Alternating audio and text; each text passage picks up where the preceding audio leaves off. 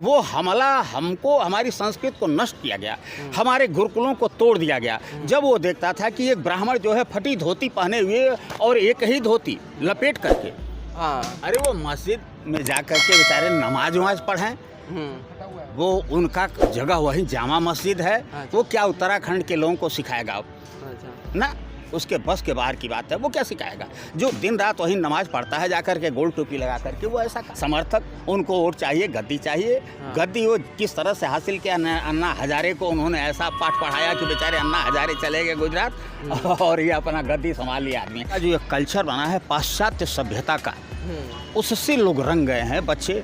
देखिए जो हम लोगों की पीढ़ी रही है वो अपने माँ बाप से। नमस्कार दोस्तों, मैं हूं सुमित। आज मैं हरिद्वार में हूं। लगातार आपको साधु संतों के इंटरव्यू दिखाते रहता हूं और उनकी दिनचर्या और तमाम चीज़ें हम जानने की कोशिश करते हैं। तो बाबा जी बहुत बहुत स्वागत है आपका। जी बोलिए। बाबा जी सबसे पहले आपका नाम और कहाँ से हैं आप? मैं शंभू शरण त्रिपाठी गोरखपुर से हूँ। अच्छा, गोरखपुर से। हरिद्वार कब आए आप? मुझे आए हुए मैं 20 तारीख को 21 तारीख को आया हूँ। अच्छा, तो बाबा जी आप किस तरीके के संत हैं? बहुत सारे नागा होते हैं अलग अलग, तो आप? मैं शैव संप्रदाय से हूँ। अच्छा। शैव संप्रदाय भगवान शिव के। अच्छा अच्छा। बाबा जी आपका परिवार भी होगा? जी परिवार है, परिवार में है, सब लोग हैं, ठीक ठाक हैं, कोई बात नहीं है। अच्छा। मुझे उनकी इजाज़त से यह कार्य करने को यह अवसर मिला है कि आप स्वतंत्र हैं और मुझे कोई दिक्कत नहीं होती है। बच्चे हमारा सहयोग करते रहते हैं। मैं आकर के जब हमारा मन करता है तो मैं आता रहता हूँ यहाँ हरिद्वार में। जी आजकल बहुत सारे लोग डिप्रेशन का शिकार हो रहे हैं, मतलब अपने पारिवारिक माहौल से या और चीज़ों से। तो कैसे ठीक रहे, मतलब परिवार में रह के? आपने तो संन्यास लिया लेकिन परिवार में रह के? देखिए डिप्रेशन का कारण यह है कि आज का जो ये कल्चर बना है पाश्चात्य सभ्यता का, उससे लोग रंग गए हैं बच्चे।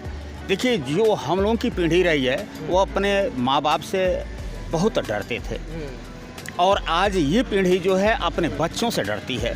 पाश्चात्य सभ्यता ने इतना इस पर निर्मम प्रहार किया है कि हर व्यक्ति जो है वो इंग्लिश मीडियम के विद्यालयों में पढ़ाना चाहता है और कि हमारा लड़का सीधे IAS IPS बने।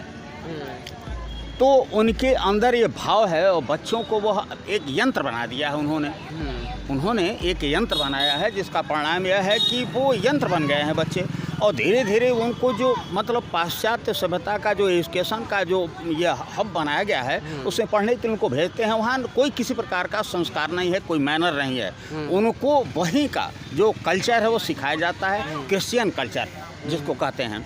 उस कल्चर से वो प्रभावित हैं बच्चे और धीरे धीरे वो माँ बाप से कट ऑफ हो जाते हैं। जो इंग्लिश मीडियम का विद्यालय है इस देश से ही हटा देना चाहिए और अपने संस्कार से गुरुकुलों का ही पूरी तरह से आच्छादित कर दिया जाए। इस देश का दिमाग तब सही होगा, ऐसे नहीं हो सकता है क्योंकि हमारे ऊपर जो है ये धर्मों का जो विदेशी जो ईसाई कल्चर है उसने पूरी तरह से एक छाप डाल दिया है हमारे देश के बच्चों पर। और हर गार्जियन जो है इसको समझ नहीं पाया कि हम अपने बच्चे के साथ क्या कर रहे हैं। वो अपने बच्चे के लाइफ के बारे में समझ नहीं पाया कि है क्या उसका जीवन, होगा क्या। वो उसके दिमाग में यही कि हमारा लड़का डॉक्टर बनेगा, इंजीनियर बनेगा, IAS बनेगा, IPS बनेगा, PCS बनेगा। उसके अंदर यह दिमाग काम करता है और इसी ख्वाब में मृग तृष्णा की तरफ दौड़ रहा है, पैसा फूंक रहा है और वहाँ से बच्चे जो है सारे बीमारियों की जड़ लेकर के आ रहे हैं। तो बाबा जी किस चीज़ की तैयारी करनी चाहिए आजकल के युवाओं को आपके हिसाब से? देखिए सबसे पहले तो उनको संस्कार, देखिए अब जो पीढ़ी निकल चुकी है, जो परिपक्व मस्तिष्क हो गया है, उसमें किसी प्रकार से कोई बदलाव आप नहीं कर सकते हैं, उसमें कोई परिवर्तन नहीं करते। लेकिन जो छोटे बच्चे हैं उनको हर तरह से इंग्लिश विद्यालयों से कट ऑफ करना चाहिए और भारत सरकार से मतलब मैं उम्मीद करता हूं कि यह इंग्लिश मीडियम का जो विद्यालय है इसको तो पूरी तरह से बंद कर दिया जाए और उसके बदले में यह गुरुकुलों का निर्माण किया जाए और हर गार्जियन को, हिंदुस्तान के हर परिवार को अपने बच्चों को मतलब उनको दिया जाए। अच्छा बाबा जी, जो वर्तमान सरकार है वो हिंदुत्व की कही जाती है, चाहे हम योगी जी की बात करें, तो क्या कुछ कदम उठाए हैं सरकार ने? नहीं, ऐसा तो कुछ नहीं। अच्छा, ऐसा तो कुछ नहीं, अभी तक मेरे समझ में ऐसा नहीं आया है कि वो कोई कदम उठाई है। हाँ। ये शिक्षा के प्रति वह अभी वही लॉर्ड मैकाले की शिक्षा पद्धति चल रही है। अच्छा। अभी कुछ कोई इस पर परिवर्तन नहीं हुआ है। आगे हो सकता है। एक नारा है इस 70 साल के मतलब जो और खराबी है उसको सुधारने में वक्त लग जाएगा। अच्छा, वक्त हाँ, वक्त लगेगा उसमें, लेकिन यह है कि धीरे धीरे प्रयास हो करके ही। यहाँ उत्तराखंड में आप कहाँ कहाँ घूमे?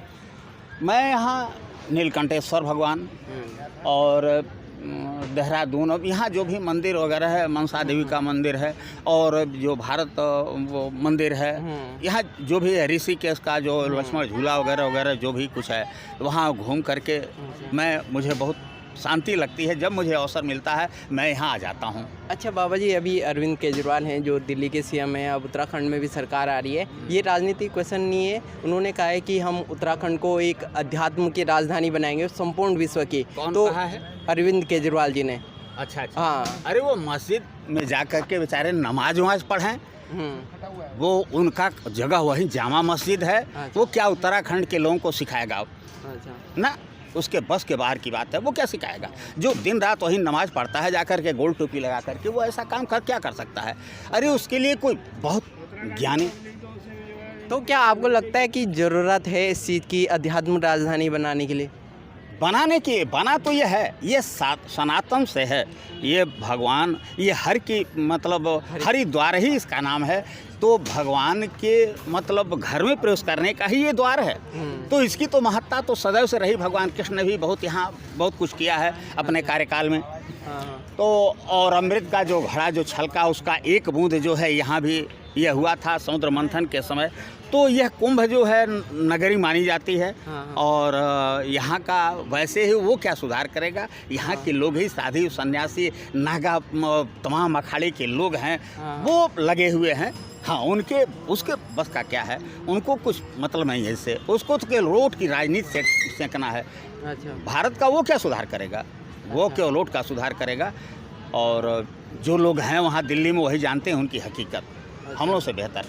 हाँ, वो क्या सुधार करेगा? तो बाबा जी, जैसे कि आप कह रहे हो कि वो मस्जिदों में जाते हैं और कहीं ना कहीं आपके ये बयान सुनकर उनके जो प्रशंसक है वो कहेंगे कि ऐसा कुछ नहीं है। देखिए, ऐसा है, वो बार बार टीवियों पर आता है, चैनलों पर आता है, तमाम पेपरों में आता है। हम लोग मल्टीमीडिया का मोबाइल भी यूज करते हैं, देखते रहते हैं वो क्या करते हैं। ऐसा नहीं है कि हम लोग अप टू डेट नहीं हैं। हर वो न्यूज़ से अप टू डेट रहते हैं। थोड़ा बहुत समय निकालते हैं और उसको भी देखते रहते हैं क्या कर रहे हैं। अच्छा। ऐसा नहीं है। तो क्या कहेंगे? वो कुछ नहीं कहेंगे। उनके जो हैं समर्थक, उनको वोट चाहिए, गद्दी चाहिए। गद्दी वो किस तरह से हासिल किया? अन्ना हजारे को उन्होंने ऐसा पाठ पढ़ाया कि बेचारे अन्ना हजारे चले गए गुजरात और ये अपना गद्दी संभाल लिया आदमी। अब उससे अधिक क्या बताऊं? हाँ। अच्छा। तो बाबा जी, कुछ और संदेश देना चाहेंगे हमारी जनता को आप?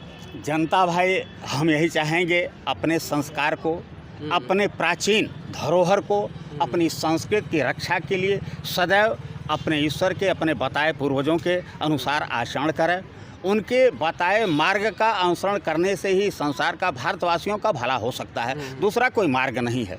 लोग, हमारे ऋषियों महर्षियों ने जंगलों में जो समय काटा, उसको सारे ग्रंथों का रचना, सारे चीज़ों का उन्होंने करके रखा है। तपस्या उनकी जो है, हम उसका फल नहीं ले पा रहे हैं। ये मेरा दुर्भाग्य है। सभी आक्रांताओं ने इस भारत पर जो हमला किया, समझ रहे हैं, वो हमला हमको, हमारी संस्कृति को नष्ट किया गया, हमारे गुरुकुलों को तोड़ दिया गया। जब वो देखता था कि एक ब्राह्मण जो है फटी धोती पहने हुए और एक ही धोती लपेट करके, आधा फटी हुई है आधा पहने हुए है, और बैठ करके ज़मीन पर वो शिक्षा दे रहा है, शिक्षा दे रहा है, तो उनके कलेजे पर सांप लौट जाता था जो महंगी शिक्षा देते थे। और यहाँ धीरे धीरे अंग्रेज़ों ने वह काम किया और हमारे साथ नालंदा वगैरह का जो है उन्होंने तोड़ किया। हमारे संस्कृत, वहाँ का एक मोहम्मदन आया और वो मोहम्मद रहा था, वहाँ का कोई हकीम ठीक नहीं कर पाया। किसी ने राय दिया कि जाओ वहाँ नालंदा में, वहाँ वैद्य रहते हैं, उसके रोग को ठीक कर दिया। मरने के कगार पर था। और सबसे पहले ठीक होते ही उसने आक्रमण करके नालंदा के सारे पुस्तकों को जलवा दिया, जो पुस्तक कई महीने तक जलते रहे हमारे ग्रंथों को। तो यह है, आक्रांताओं से हमको हमेशा क्षति रही है।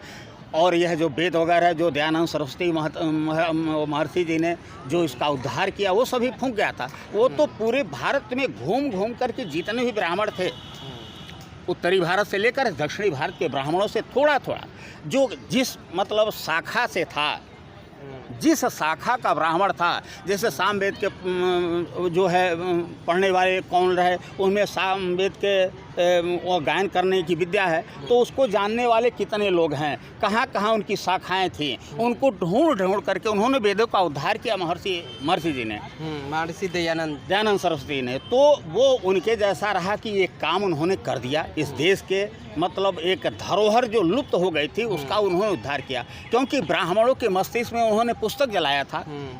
पर बाबा जी गुरुकुल भी धीरे धीरे खत्म हो रहे हैं, जो गुरुकुल हैं भी हो चुका है, बहुत कम है, 500-700 गुरुकुल हैं अच्छा। कुल मिला करके, और भी कम हो सकते हैं। लेकिन यह है कि अगर होने का मतलब है कि सारी चीज़ें जो हैं उसमें पढ़ाई जाती हैं, वेद वेदांग और यह जो उपनिषद हैं और जो मतलब यह 6 दर्शन हैं, उनको सबको जो है पढ़ाया जाता है, ज्योतिष वगैरह सब लेकर के, तो उसका ज्ञान रहता है। वो बैठा हुआ व्यक्ति वो पढ़ करके हमारा विद्यार्थी गुरुकुल का जब निकलेगा तो ये बता सकता है, आपकी हस्तरेखा को देख करके बता देगा कि आपका भविष्य क्या है। आपके कुंडली को बनाने के बाद वो बता सकता है कि आपके जीवन में अंधेरे घर में प्रकाश कब आने वाला है। ठीक है, ऐसा कार्य जो है हमारी गणना जो है वो करती है। हाँ, तो ये थे बाबा जी जिन्होंने भारतीय संस्कृति के बारे में बताया, फिर से जो पाश्चात्य संस्कृति है उसको वो धीरे धीरे अपने प्रभाव डाल लिए, तो उसको जीवित किया जाए और भारतीय संस्कृति को ज़्यादा से ज़्यादा बढ़ावा मिले। तो ये थे बाबा जी, और अनेक ऐसे साधु संतों के साथ संवाद से जुड़े रहने के लिए हमारे चैनल को सब्सक्राइब करें। मैं हूँ सुमित, बहुत बहुत शुक्रिया।